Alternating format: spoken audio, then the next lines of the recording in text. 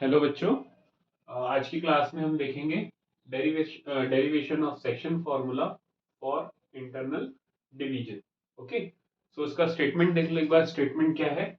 If a point P X comma Y divides a line segment A B internally, क्या बोल रहा है ये? Internally in the ratio m is to n, then the coordinates of p are.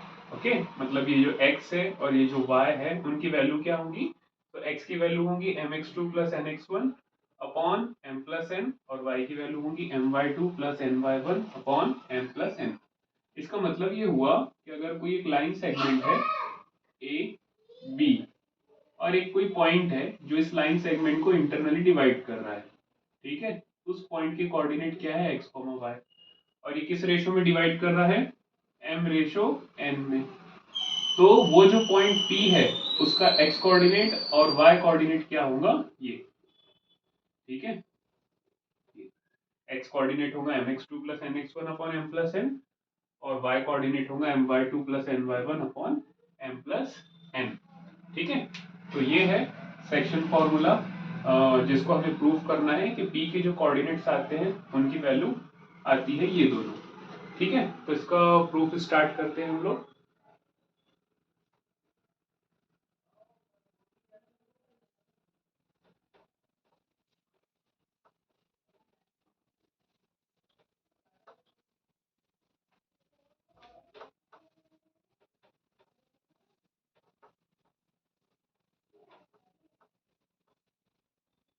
हाँ, तो proof start करने के लिए हम सबसे पहले क्या करेंगे?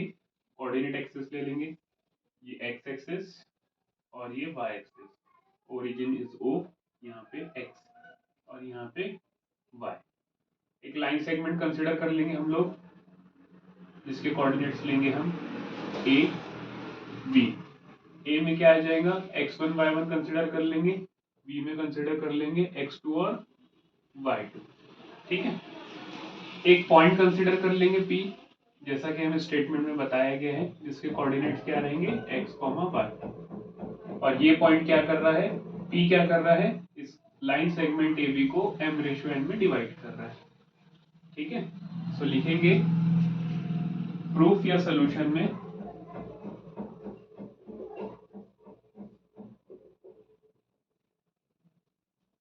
लेट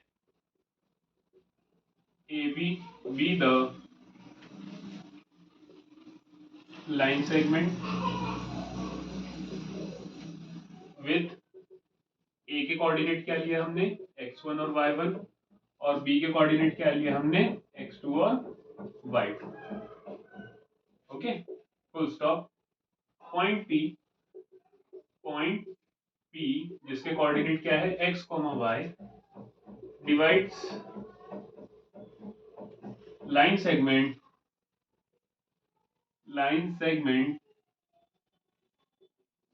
AB इंटरनली, ये इंपॉर्टेंट है हाँ, यहाँ पे internally in the ratio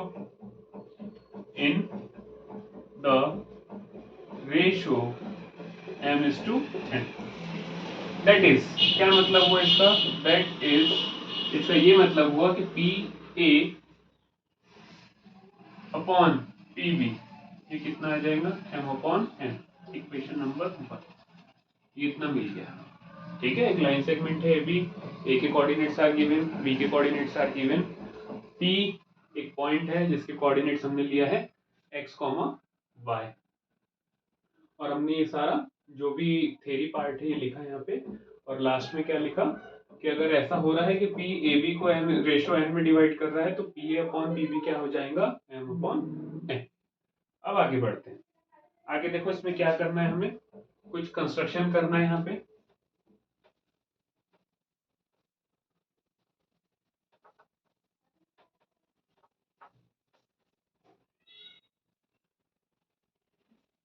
construction करेंगे, ड्रॉ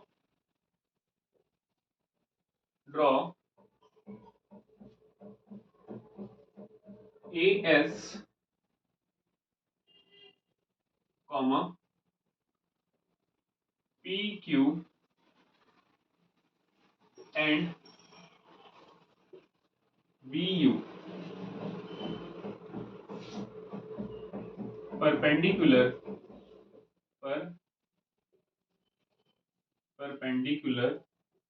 टू एक्स एक्सिस। क्या कर रहे हैं हम? ए एस ड्रॉ कर रहे हैं, तो ये हो जाएगा ए एस। वो क्या है? एक्स एक्सिस पे परपेंडिकुलर।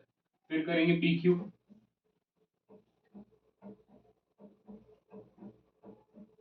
यहाँ पे आगे क्यू, और यहाँ पे करेंगे बी यू। ठीक है, और ये क्या है? सारे एक्स एक्सिस को परपेंडिकुलर है। Also draw eighty and P are. Eighty and P are, देखो एक एटी ड्रॉ कर रहे हैं हम यहाँ पे ऐसे, और एक पी आर ड्रॉ कर रहे हैं ऐसे। ये हो गया एटी और ये हो गया P R. Perpendicular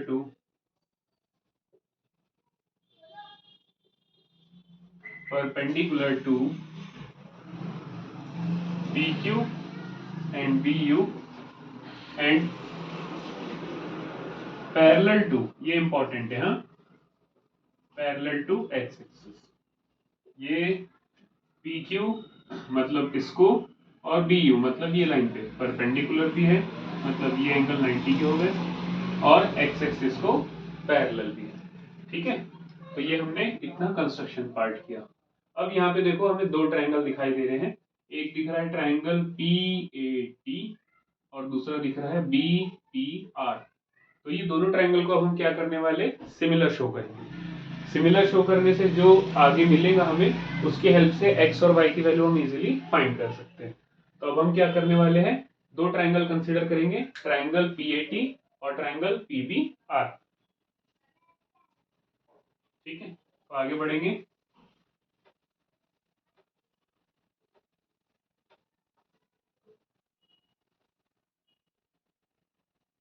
in triangle PAT and in triangle BPR. Okay, यहाँ पे हम क्या करने वाले हैं? ये दोनों ट्रायंगल को सिमिलर शो करने वाले हैं। कैसे करेंगे? तो देखो सबसे पहले दो लाइन्स है ऐसे, एक लाइन ये है और एक लाइन ये है, और इस पे से एक ऐसे लाइन जा रही है। यहाँ पे है ए, ओके, यहाँ पे है पी, यहाँ पे है आर, और यहाँ पे है टी, और यहाँ पे आ जाएगा बी। ये क्या किया हमने? ये जो पूरा फिगर है इसमें से कुछ पोर्शन निकाल लिया। क्यों किया ऐसा हमने? क्योंकि यहाँ पे हम कुछ एंगल चूज करने वाले जो हमें इजीली समझ जाए। एक ये एंगल ले रहे हैं हम, और एक ये वाला एंगल ले रहे हैं। ठीक है, कंस्ट्रक्शन में हमने क्या बोला था? कंस्ट्रक्शन में हमने बोला था कि एटी और पी आर, एटी और पी आर, इधर वाले डायग्राम में देखो, ये दोनों क्या है? एक्स एक्सिस को पैरेलल है। तो जब एटी और पी आर एक्स एक्सिस को पैरेलल है तो वो एक दूसरे को भी पैरेलल होंगे, और जब वो एक दूसरे को पैरेलल हो गए और ए बी को हमने अगर ट्रांसवर्सल कंसिडर कर लिया, ठीक है, तो लाइन्स एंड एंगल्स में पढ़ा है हमने, ये वाले जो एंगल होते हैं जिसको हमने ग्रीन पेन से हाईलाइट किया है, ये एंगल होते हैं करस्पॉन्डिंग एंगल्स। तो अगर लाइन पैरेलल है और एक उनका ट्रांसवर्सल है, तो जो भी करस्पॉन्डिंग एंगल होते हैं वो कैसे हो जाते हैं? इक्वल। ठीक है, तो अब क्या करेंगे हम? देयरफॉर पहले लिखेंगे हम लोग as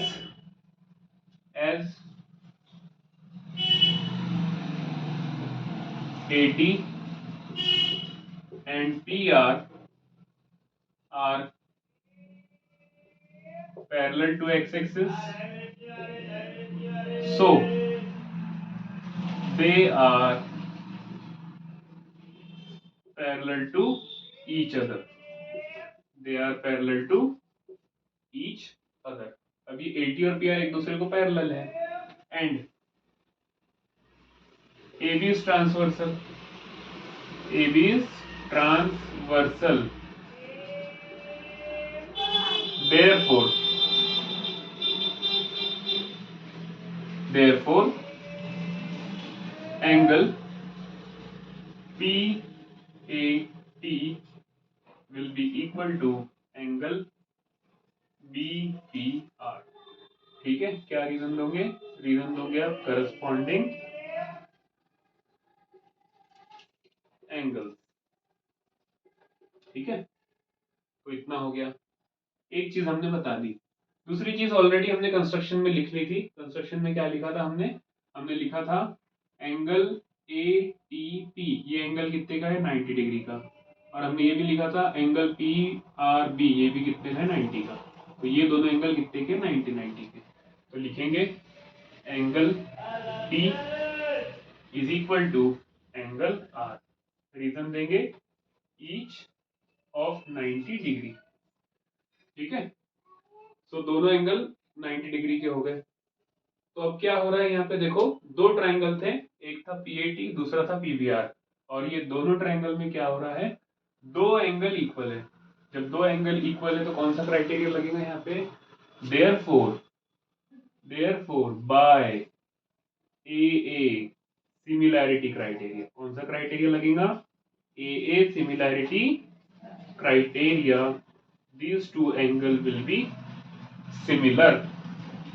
These two triangle, sorry, not angle, these two triangle will be similar. ठीक है, तो इतना लिखने के बाद हम क्या लिखेंगे? therefore triangle PAT is similar to triangle PBR। चलो आगे बढ़ते हैं।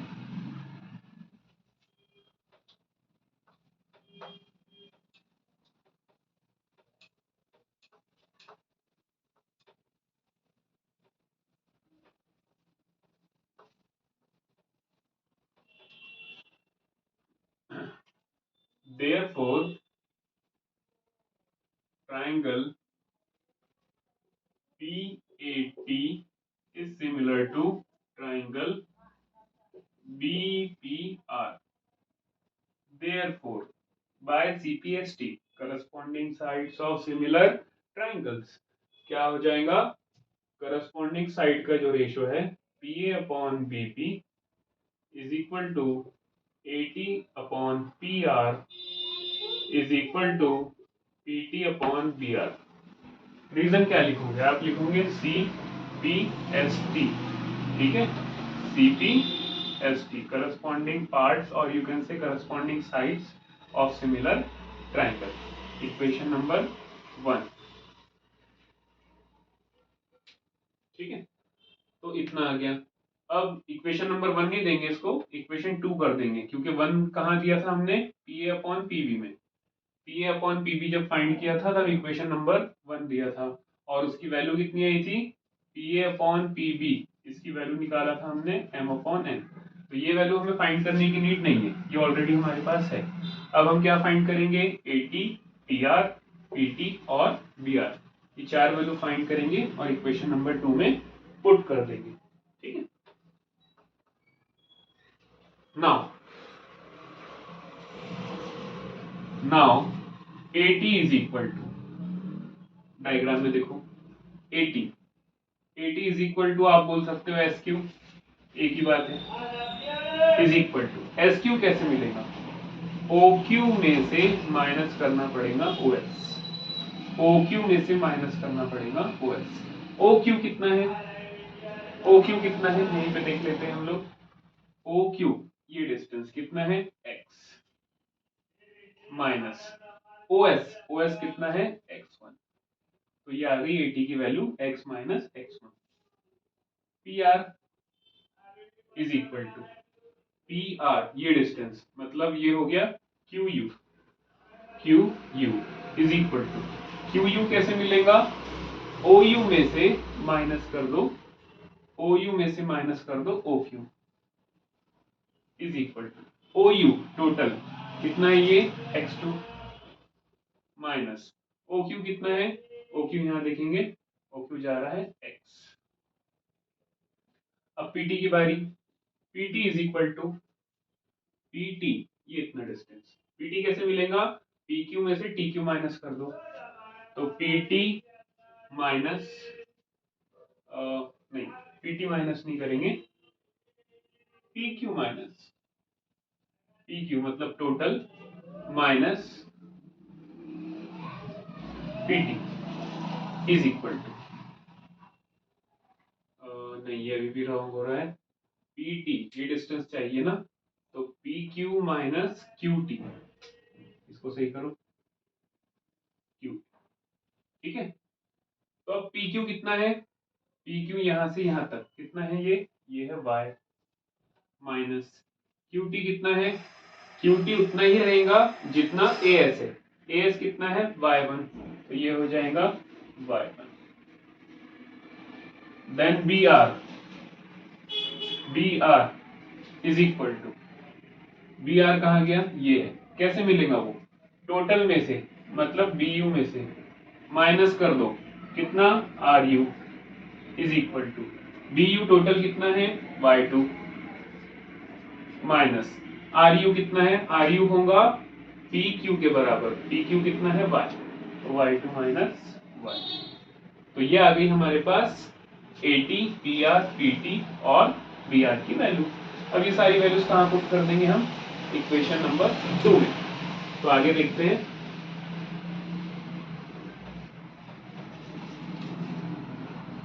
therefore from 2 we have m upon n, ठीक है, टी अपॉन पी भी कितना था, m upon n is equal to, AD कितना है x minus x1 upon PR कितना है x2 minus x is equal to, PT कितना है y minus y1 upon BR कितना है y2 माइनस y, ठीक है। तो ये आ गई सारी वैल्यूज जो हमें चाहिए थी। अब यहाँ से हमें x फाइंड करना है और y फाइंड करना है। तो कैसे करेंगे, हम दो दो रेशियो को कंसिडर करेंगे, पहले हम ये दोनों रेशियो को कंसिडर करेंगे तो हमें x मिल जाएगा, फिर हम ये दोनों रेशियो को कंसिडर करेंगे तो हमें y मिल जाएगा, ठीक है। तो फर्स्ट टू रेशियो को पहले कंसिडर करना है और फर्स्ट और लास्ट रेशियो को बाद में कंसिडर करना है। तो चलो देखते हैं कैसे आएगा ये।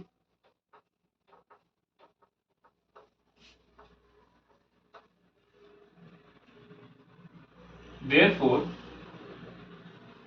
m upon n is equal to x minus x1 upon x2 minus x। Therefore cross multiply करेंगे तो ये हो जाएगा mx2 minus x is equal to nx minus x1। Therefore mx2 minus mx nx minus nx1, ठीक है, bracket open किया हमने just. अब क्या करना है, Therefore mx2 as it is nx1 transpose होके लेफ्ट में जाएगा तो plus nx1 is equal to nx as it is minus mx transpose होके लेफ्ट में आएगा तो plus mx, okay. Therefore mx2 plus nx1 as it is equal to, यहां से क्या कॉमन लोगे आप x, तो ब्रैकेट में बचेगा n प्लस m, बाहर आएगा x। Therefore अब आपको चाहिए x की वैल्यू, तो x इज इक्वल टू, ये जो पूरा ब्रैकेट था x के साथ ये वाला, ये चले जाएंगे डिवीजन में, तो m x2 plus n x1 upon n plus m लिखो या फिर m प्लस n लिखो, एक ही बात है। तो ये आपको मिल गई x की वैल्यू, ठीक है, ये आपको क्या मिल गई x की वैल्यू। जैसे हमने x की वैल्यू फाइंड की फर्स्ट टू रेशियो कंसिडर करके, वैसे ही हम y की वैल्यू फाइंड करेंगे फर्स्ट और लास्ट रेशियो कंसिडर करके, ठीक है। तो उससे y की वैल्यू मिल जाएगी, हम पूरा नहीं लिखने वाले, सिमिलरली करके लिख देंगे, ठीक है। So now we will right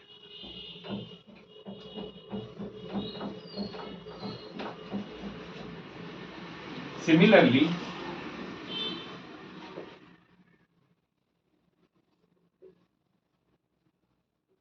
we can find y is equal to